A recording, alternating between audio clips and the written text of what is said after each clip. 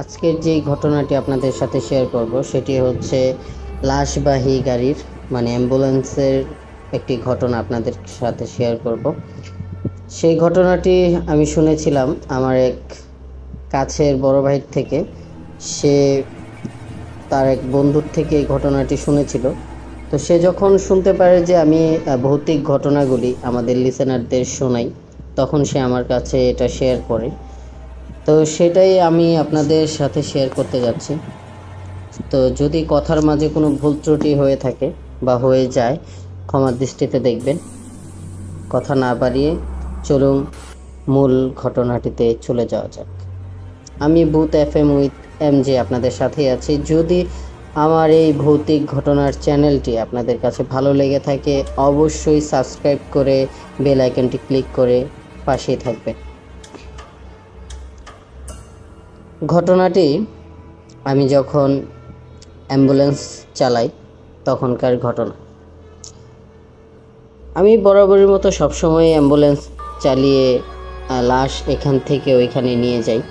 আমার কাজই হচ্ছে লাশ তাদের হসপিটাল থেকে লাশ নিয়ে তাদের যে প্রিয়জন আছে তাদের কাছে পৌঁছে দেয়া। তো সেদিনও ব্যতিক্রম কিছু হয়নি। বলে রাখা ভালো, আমি হসপিটালেই একটি কোয়ার্টারে ঘুমিয়ে থাকি, ওইখানেই থাকি আমি কোয়ার্টারে। তো সেদিন আমি সারা দিন কোনো আপনার টিপ পাইনি, কোনো ভাড়া পাইনি। ভাড়া না পাওয়ার কারণে আমি সন্ধ্যায় এই বাড়িতে গিয়ে আমার কোয়ার্টারে গিয়ে আমি শুয়ে থাকি, আমার বাসায় গিয়ে খাওয়া দাওয়া করে শুয়ে থাকি। তো প্রায় রাত্রের 12টা-11টা হবে। এমন সময় আমাকে হসপিটাল থেকে কল দেওয়া হলো যে একটি সুইসাইডকৃত লাশ, সেটা পোস্টমর্টম করা হয়েছে। এখন সেটা তার দেশের বাড়িতে, গ্রামের বাড়িতে দিয়ে আসতে হবে। তো সারাদিন কোনো ভাড়া পাইনি। ফোন পাওয়ার সাথে সাথে আমি 4-5 না ভেবে আমি রেডি হয়ে চলে যাই লাশটি নিয়ে যাওয়ার জন্য। গিয়ে দেখি যে ওইখানে শুধু আমার একাই যেতে হবে, এই লাশটির পরিবার কেউ আসেনি। পোস্টমর্টম করার জন্যে তারা কেউ আসেনি। তো লাশটা নিয়ে আমার একাই যেতে হবে। আমি তাদের বাড়ির কারো নাম্বার নিয়ে নিই হসপিটাল থেকে। নাম্বারটি নিয়ে আমি বের হয়ে যাই আল্লাহর নাম নিয়ে। যখন আমি অ্যাম্বুলেন্সটি নিয়ে বের হই, গেটে ওঠার সাথে সাথে আমি একটি হোঁচট খাই। তো হোঁচট খাওয়ার পরে আমি কিছুক্ষণ দাঁড়াই। আসলে বলা আছে যে কোথাও হোঁচট খেলে সেখানে দাঁড়াতে হয়, না হলে অশুভ কিছু হয়। তো সেটা শুনেছি, কখনো বিশ্বাস করিনি। সেই দিন আমার সাথে সেই ঘটনাটি ঘটে। আমি হোঁচট খাওয়ার সাথে সাথে কিছুক্ষণ দাঁড়িয়ে তারপরে স্টিয়ারিংয়ে উঠে আমি গাড়িটা স্টার্ট দিয়ে যখন আমি যেতে শুরু করি, শহর পেরিয়ে আমি গ্রামের পথ ধরি। আসলে আমাকে বলেছিল যে শহর পেরিয়ে কিছুটা যেতেই আমার বামে দিয়ে একটি রাস্তা যাবে, যে রাস্তাটি সোজা তাদের বাড়ির দিকে যাবে। আমাকে যেভাবে তারা ঠিকানা দিয়েছে আমি ঠিক সেই জায়গায় গিয়ে দেখি বামে একটি রাস্তা গেছে। সে রাস্তাটি পুরো জঙ্গল দিয়ে ঘেরা, গাছগাছালি, বাঁশঝাড়, বিভিন্ন বড় বড় গাছ দিয়ে জঙ্গলের মতো। তো ওইখান দিয়ে আমার যেতে হবে। আমি ফোন দিলাম যে হ্যাঁ, একটা রাস্তা পেয়েছি বামে দিয়ে, এই রাস্তা দিয়ে আসবো। তারা বলল যে হ্যাঁ, এই রাস্তা দিয়েই সোজা আসতে থাকেন, প্রায় 4-5 কিলোমিটার আসার পরেই আমাদের বাড়ি, ডানে বামে কোথাও যেতে হবে না। তো আমিও তার কথা মতোই কিছু না বলেই আমি ফোনটা কেটে দিয়ে আবার গাড়ি স্টার্ট দিয়ে সোজা যেতে থাকি। আমার সামনের হেডলাইট জ্বালিয়ে আমি যেতে থাকি। যখন আমি যেতে থাকি সামনে অনেকগুলো বাঁশঝাড়, আমি ফিল করতে পারতেছিলাম গাড়ি চালানোর সময় যে কোনো বাতাস নেই, তারপরেও বাঁশঝাড়গুলো যেন লড়ে যাচ্ছে, বাঁশ এদিক থেকে ওদিক সরে যাচ্ছে, এরকম মনে হচ্ছিল আমার তখন। কারণ গাড়ি চালানোর সময় আমার ডান বাম সব দিকে আমার খেয়াল রাখতে হয়। তো আমি যখন ডান দিকে তাকাই দেখি যে হ্যাঁ, গাছগুলো লড়ছে, তবে কোনো বাতাস নেই। এরকম ডান আর বাম দিকে দেখতে গিয়ে হঠাৎ সামনে একটি মানে কি বলবো যুবতী মেয়ে আমার গাড়ির সামনে পড়ে যায়। আমি ব্রেক করার সাথে সাথেই সে মানে ওই যুবতী মেয়েটা ধাক্কা খায়, আমার গাড়ির সাথে ধাক্কা খেয়ে পড়ে যায়। তো আমি যখন সে ধাক্কা খায় আমি ভয় পেয়ে যাই, তাড়াতাড়ি ব্রেক করে হার্ড ব্রেক করে তাড়াতাড়ি আমি যে দরজা আছে সেটা গেটটা খুলেই আমি বের হই। আমি বের হয়ে সাথে সাথে সামনে গিয়ে দেখার চেষ্টা করি যে মেয়েটা কি কতটা ব্যথা পেলো বা কি হলো মেয়েটার। যখন আমি সামনে যাই তখন আমি কাউকেই দেখতে পাই না। যখন আমি কাউকেই দেখতে পাই না, আমার কেমন যেন গাটা পুরো মানে একটা ঝাড়া দিয়ে উঠলো যে এটা কি হলো। একটা মেয়ে দেখলাম যে আমার গাড়ির সাথে ধাক্কা খেলো, এখন কোথায় গেল। তো আমি বললাম যে হয়তো আমার একটা মনের ভুল হতেই পারে, যেহেতু গাড়ি চালাচ্ছি, আবার দেখা যাচ্ছে যে আমি এদিক ওদিক দেখছি, তো হঠাৎ করে হয়তো বা কোনো কিছুর বাতাসে উড়ে গেছে, আমি ওইটাকে অন্য কিছু ভেবেছি। তো আমি 4-5 না ভেবে আমি গাড়িতে গিয়ে উঠে গেটটা লাগিয়ে নক করে দিয়ে আমি কাজটা উপরে উঠিয়ে দিই। ওঠানোর সাথে সাথেই আমি সামনে তাকিয়ে দেখি যে মেয়েটা দাঁড়িয়ে আছে রক্ত মাখা চেহারা নিয়ে। তো তখনও বলে রাখা ভালো, আমি তখনও জানি না যে লাশটা কিসের ছিল, মেয়ের না কোনো ছেলের ছিল, আমি সেটাও সঠিক জানি না। আমি জিজ্ঞাসা করিনি হসপিটালের কাউকে। তো যখন আমি ওইটা দেখলাম রক্ত মাখা একটি মেয়ে আমার সামনে দাঁড়িয়ে আছে, আমি পুরোপুরি আতঙ্কিত হয়ে যাই যেটা কি হচ্ছে আমার সাথে, আমি এটা কি দেখছি। আমি বাইরে গিয়ে দেখলাম কোনো মেয়ে নেই, এখন দেখি রক্ত মাখা মেয়েটা দাঁড়িয়ে আছে আর আস্তে আস্তে আমার দিকে আসতেছে। তো সে আস্তে আস্তে পুরো আমার কাচের সাথে মিশে গেছে, সে বিকট হাসি দিচ্ছে আর 2 হাতে অ্যাম্বুলেন্সটাকে লাড়াচ্ছে, মানে এমনভাবে 2 হাতে লাড়াচ্ছে যেন সে অ্যাম্বুলেন্সটাকে ফেলে দেবে। তো আমি ভয় পেয়ে স্টার্টিংটা মানে ধরে গাড়িটা স্টার্ট দিয়ে আমি গাড়িটা রানিং করি আমি ওইখানে আর 1 মিনিটও আমি ওয়েট করি না, গাড়িটা চালিয়ে দিই। আমি চালিয়ে সামনে চলে যাওয়ার চেষ্টা করি, প্রচুর স্পিড দিই আমি। তখন স্পিড দেওয়ার কারণে আমি অনেকটা সামনে চলে যাই। সামনে চলে গিয়ে দেখি যে একটি বাচ্চা খেলতেছে। তো আমি যখন বাচ্চাটির সামনে যাই তখন দেখি যে ওইটা বাচ্চা না, একটি মুরব্বি। তো আমি ওই মুরব্বির সামনে গাড়িটা থামিয়ে কাজটা নিচে নামিয়ে আমি জিজ্ঞাসা করি যে ভাই এমক বাড়িতে যাব, সেই বাড়িটা আমাকে একটু বলে দেন। সে বলাটাই হয়তো আমার ভুল ছিল। যখন আমি এই কথাটি বলি তখন সেই ব্যক্তিটা আমার দিকে বিকটভাবে তাকিয়ে হাসি দেয়। বিকটভাবে তার হাসি দেখে আমার পুরো গা শিউরে ওঠে আর আমি ভয়ে আমার ঘাম ছুটে যায়। তার এমন বিকট একটি হাসি ছিল আর সে বলে উঠল যে আজকে হয়তো বা তুই বাঁচবি না।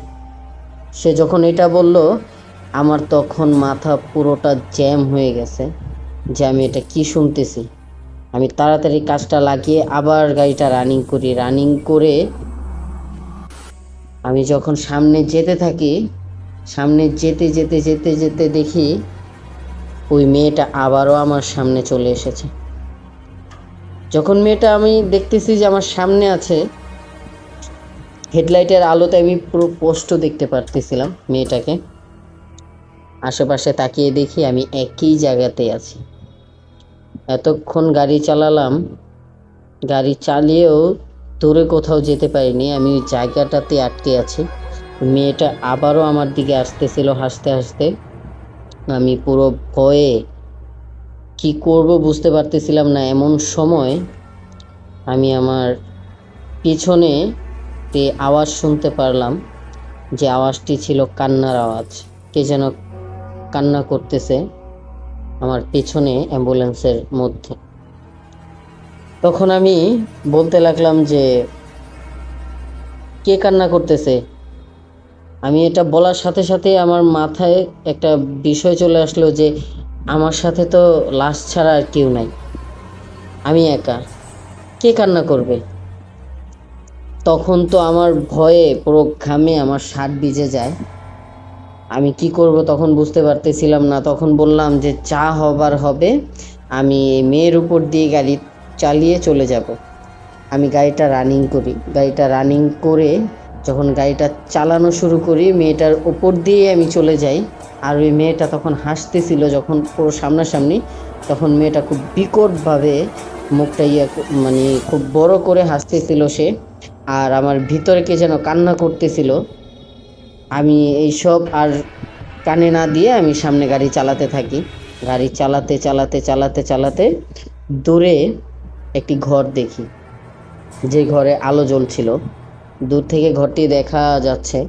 তো আমি যতই গাড়িটা চালিয়ে ওই ঘরের সামনে যাওয়ার চেষ্টা করতেছি, ঘরটা আমার থেকে আরও দূরে চলে যেতেছিল। তখন আমি তখন কিছুই বুঝতে পারতেছিলাম না যে আমার সাথে এটা কি হইতেছে, আমি আমার সাথে কেন এটা হইতেছে। আমি তখন তাড়াতাড়ি গাড়িটা ব্রেক করি, তাড়াতাড়ি গাড়িটা ব্রেক করে আমি গাড়ি থেকে নামি। নেমে আমি এদিক ওদিক তাকাচ্ছি যে কোনো মানুষ দেখা যায় কিনা, আমার সাথে এমন কেন হচ্ছে, আমি জঙ্গলের মাঝেই ঘুরতেছি, আমি জঙ্গল থেকে বের হইতে পারতেছি না। আর এমনভাবে আমি গাড়ি চালাচ্ছি যে আপনার প্রায় আমি 5-6 কিলোমিটারের বেশি আমি গাড়ি চালিয়ে ফেলছি, তারপরেও আমি এই জায়গা থেকে সরতে পারতেছি না। হঠাৎ করে আমি যখন বাইরে দাঁড়িয়ে আছি, হঠাৎ করে দেখি দূর থেকে একটা কুকুরের মতো কি যেন দৌড়ে আসতেছে। তো কুকুরটি যখন দৌড়ে আসতেছে, এমনিতেই আমি ভয় পেয়ে আছি খুব, আর কুকুরটিকে দেখে আমি আরো ভয় পেয়ে যাই। আমি দৌড়ে গাড়িতে উঠি, গাড়িতে উঠে দরজাটা লাগিয়ে দিই, লাগিয়ে দিয়ে আমি ভিতরে বসে থাকি যে যা হবার হবে। আমি গাড়ি চালাবো না, কিছুই না, যতক্ষণ পর্যন্ত আমি মানুষ না পাবো ততক্ষণ পর্যন্ত আমি গাড়ি থেকে বেরো হব না, আমি গাড়ি চালাবো না। এমন সময় পুরো গাড়িটাকে কে যেন উল্টিয়ে দেওয়ার চেষ্টা করতেছে, গাড়িটাকে ধাক্কা দিয়ে ফেলে দেওয়ার চেষ্টা করতেছে কে যেন। তখন আমি আর কিছু না ভেবে আমি আমার যে লুকিং গ্লাস, বাইরের যে গ্লাসটা, সেই গ্লাসে তাকাই, তাকিয়ে দেখি প্রায় 30-40 জন হবে আমার গাড়িটাকে ধাক্কা দিয়ে ফেলে দেওয়ার চেষ্টা করতেছে। তখন আর আমার দেহে প্রাণ নাই, আমি তখন আর কিছু বলতে পারতেছিলাম না, পুরো বোবার মতো হয়ে গেছিলাম, আমি স্টপ হয়ে গেছিলাম। তখন আমি লড়তে পারতেছিলাম না। এমন সিচুয়েশন আমার সাথে হবে আমি কখনোই ভাবি নাই। আমি শুধু আল্লাহর কাছে বলতেছি, আল্লাহ, আমি যদি এখান থেকে ফিরে যেতে পারি, আমি আর কখনোই লাশবাহী গাড়ি চালাবো না, আমি কখনো অ্যাম্বুলেন্স চালাবো না। তো এইসব কথা বলতে বলতে সামনে আমি আবারও কিছুটা আলো দেখতে পাই, ঘর। তখন তাড়াতাড়ি আমি স্টার্ট দিয়ে, গাড়িটা স্টার্ট দিয়ে যখন রানিং করি, আমার গাড়িটা কাত হয়েছিল, গাড়িটা সোজা হয়ে যায় আর একটা ঝাঁকি খায়। ঝাঁকি খাওয়ার ফলে হয়তো বা লাশটি তার সিট থেকে পড়ে যায়। নিচে যখন পড়ে যায় তখন একটা আওয়াজ হয় নিচে। আমি তখন ফিল করতে পারলাম, যে বুঝতে পারলাম যে হয়তো বা লাশটা নিচে পড়ে গেছে। আমি আর উঠালাম না ওই লাশটাকে, না উঠিয়ে আমি সোজা যেতে থাকি। সোজা যেতে যেতে যেতে যেতে দেখি ওই ভয়ানক লোকটা আর ওই ভয়ানক মেয়েটা দুজনেই সামনে দিয়ে হাত বাড়িয়ে দাঁড়িয়ে আছে। আমার মাথাটা পুরোটা কাজ করা বন্ধ করে দিয়েছিল তখন। আমি পুরো স্টপ হয়ে গেছিলাম, স্টার্টিংটা লড়তেছিল না তখন। শরীরের জোরে আমি ওইটা দেখে গাড়িটা যখন ঘোরাতে যাবো, স্ট্যান্ডিং ঘোরাতে গিয়েই আমার গাড়িটা একটি গাছের সাথে বাড়ি খায়। গাড়িটা গাছের সাথে বাড়ি খাওয়ার সাথে সাথেই আমি সেন্সলেস হয়ে যাই। আমি তখন কিছুই মনে নেই। তো যখন আমার সেন্স ফিরে, আমি যখন আমার জ্ঞান ফিরে, তখন আমি তাকিয়ে দেখি যে প্রায় সকাল হয়ে গেছে, অথবা তখন 6টা-7টা সময়। অনেক মানুষের ভিড় আমার গাড়ির সামনে।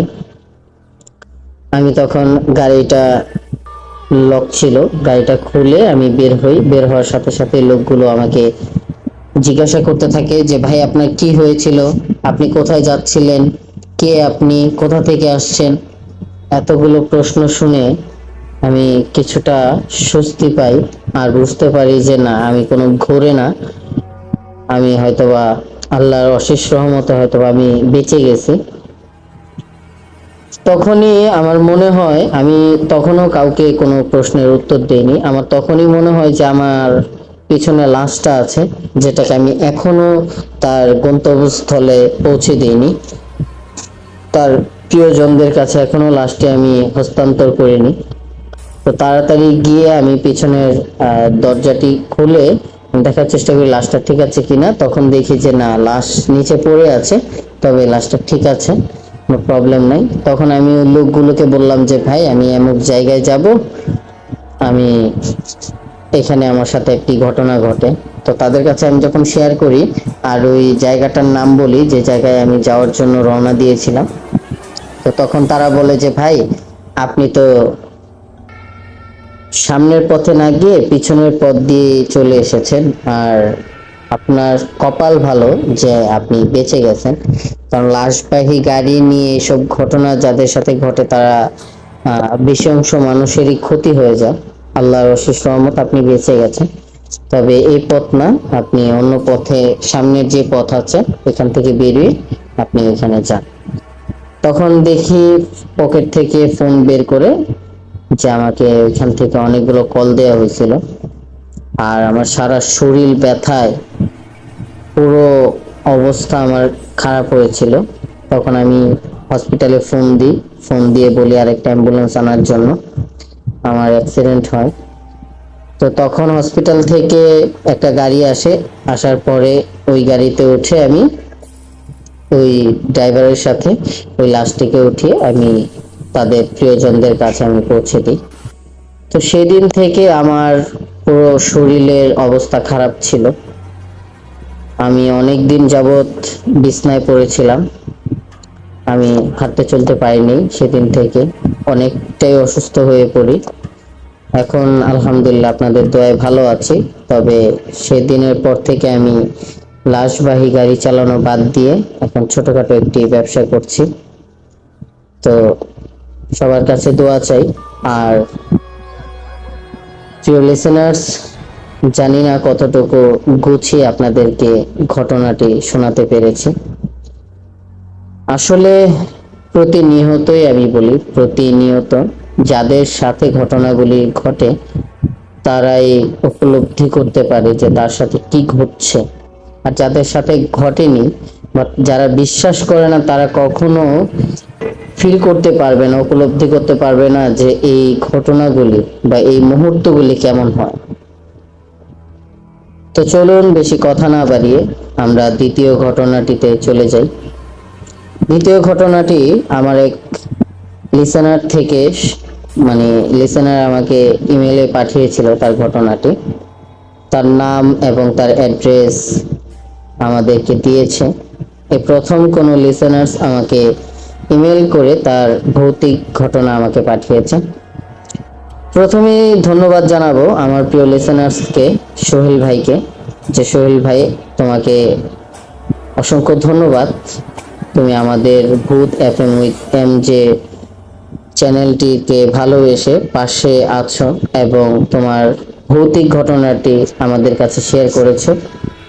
তো চলুন কথা না বাড়িয়ে তার মতো করে ঘটনাটি আপনাদেরকে পড়ে শোনাই। আসসালামু আলাইকুম প্রিয় এম জে ভাই, কেমন আছেন? আশা করছি আপনি ভালো আছেন, ভালোই থাকবেন। কারণ এই প্রায় খারাপ সময়ের মধ্যে দিয়ে যাচ্ছে সবাই, এই সময়ে আপনি কিছু বিনোদন দিচ্ছেন সবাইকে, সেটা আমার কাছে অনেকটাই ভালো লাগছে। আমি প্রতিনিয়ত আপনাদের ভিডিওগুলো দেখি, আপনাদের ভৌতিক ঘটনাগুলি শুনি। তো আশা করছি আমার এই ঘটনাটি কতটুকু ভালো লাগবে জানি না, তবে যদি আপনাদের লিসেনারদের এই ঘটনাটি আপনাদের লিসেনারদের শোনান অনেকটাই খুশি হব। জি প্রিয় ভাই, অবশ্যই আপনার ঘটনাটি আমরা আমাদের লিসেনারদের কাছে শেয়ার করব। আমরা চাই যাতে আপনারা আপনাদের মধ্যকার কিছু ভৌতিক ঘটনা আমাদের কাছে শেয়ার করে আমাদের উপকার করেন, আমাদের পাশে থাকেন, এটা ভেবে অনেকটা ভালো লাগে। তো চলুন কথা আর বাড়াবো না, ঘটনা চলে যাই। ঘটনাটি যখন আমি ক্লাস 8-এ পড়ি, তো আমার দেখা যাচ্ছে যে আমার বাড়ি থেকে আমার স্কুল প্রায় অনেকটাই দূরে, আমার সাইকেল দিয়ে যাতায়াত করতে হয়। আমি তখন সাইকেল দিয়ে যাই। আর যখন আমি আমার বাড়ি থেকে সাইকেল দিয়ে আমার স্কুলে যাই, যাওয়ার পথে বলে রাখা ভালো যে একটি কবরস্থান পড়ে আর একটি শ্মশান ঘাট পড়ে। তো যখন আমি প্রায় দেখা যাচ্ছে যে শ্মশান ঘাটের রাস্তা একটা আর কবরস্থানের রাস্তা আরেকটা, দুটো দিয়ে আমার স্কুলে যাওয়া যায়। আমি এক এক সময় এক এক রাস্তা দিয়ে যাই, যখন যেটা দিয়ে ভালো লাগে সেটা দিয়ে যাই। আর আমি একা যাই না, আমার দুই বন্ধু আমার সাথে যায়। আমার বন্ধু আর আমি যখন একসাথে যাই তখন কবরস্থান দিয়ে যাই, আর যখন আমি একা আসি তখন শ্মশান ঘাটের রাস্তা দিয়ে আসি। কারণ হচ্ছে শ্মশান ঘাটের রাস্তাটা খুব মানে তাড়াতাড়ি হয় ওইখান দিয়ে আসলে, আর কবরস্থানের রাস্তাটা দিয়ে দুই বন্ধু যখন যাই তখন একটু লেট হলেও প্রবলেম হয় না। তো সেদিন আমার বন্ধু অসুস্থ ছিল, দিন ছিল বৃহস্পতিবার। তো আমাদের হাফ ক্লাস সেদিন। ওর যখন অসুস্থ তখন আমার একাই যেতে হয়, আমি আর কিছু না ভেবে কবরস্থানের রাস্তা দিয়ে ওই দিন আর যাই না, আমি শ্মশানের রাস্তা দিয়ে যাই, যেহেতু আমার তাড়াতাড়ি হবে, একা যাব। সকালবেলা যখন আমি রাস্তা দিয়ে যাই শ্মশানের এদিক দিয়ে, তখন দেখি যে তারা একটি মানুষ পোড়ানোর জন্য সবকিছু সাজাচ্ছে। আর ওই যে মানুষটাকে পোড়াবে সেই লাশটাকে রাস্তার একদম কিনারেই রেখে দিয়ে তারা শ্মশানে গিয়ে কাটমাট দিয়ে ওইগুলো সাজাচ্ছে। আর বলে রাখা ভালো যে শ্মশানটির কথা বলছে, সে শ্মশানটি হচ্ছে একটি পুকুরের পাশে। পুকুর বললেও ভুল হবে, কারণ পুকুরটি অনেকটাই বড় ছিল আকারে। তো ওই পুকুরের পাশেই আপনার শ্মশান। আসলে শ্মশান তেমন শ্মশান না, এত বড় কিছু না, ঘাসপালার মানে উপরই শ্মশান, ওইখানেই পোড়ানো হয়, তেমন কিছু এখনো তৈরি করা হয়নি তাদের জন্য। তো আমি যখন লাশটিকে দেখে তার সাইড দিয়ে যেতে হয়, কারণ যেহেতু লাশটা রাস্তার সাইডেই রাখা ছিল, আমি ওইখান দিয়ে যাই। যাওয়ার সময় আমার কোনো প্রবলেম হয়নি। আমি যেতে যেতে আমি ওই স্কুলে চলে যাই। স্কুলে চলে গিয়ে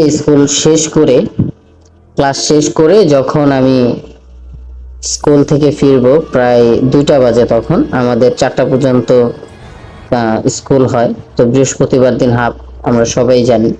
তো বৃহস্পতিবার দিন 2টার দিকে আমি আসি। আমি চিন্তা করি যে এখন হয়তো বা ওই লাশটাকে পোড়াচ্ছে, ওই দিক দিয়ে যাওয়াটা ঠিক হবে না, অনেক দুর্গন্ধ আসবে। তো আমি কবরস্থানের রাস্তা দিয়ে যাই। কবরস্থানের রাস্তা দিয়ে যখন আমি যাই তখন আমার সাথে ছোট্ট একটি ঘটনা ঘটে। কবরস্থানের সাথেই যে বাউন্ডারি দেওয়া, সেই বাউন্ডারির গেটটার সাথেই একটি বড় ঝাউ গাছ, যেটাকে আমরা ঝাউ বলে থাকি, আপনার গোল গোল হয়, সেই গাছটি বিরাট বড় একটি গাছ। তো সেই গাছের সাইড দিয়ে যখন আমরা যাই তখন মানে আমি যাই, তখন দেখা যাচ্ছে যে ওই গাছ থেকে দুটি ওই ছাউ পড়ে আমার মাথার উপরে।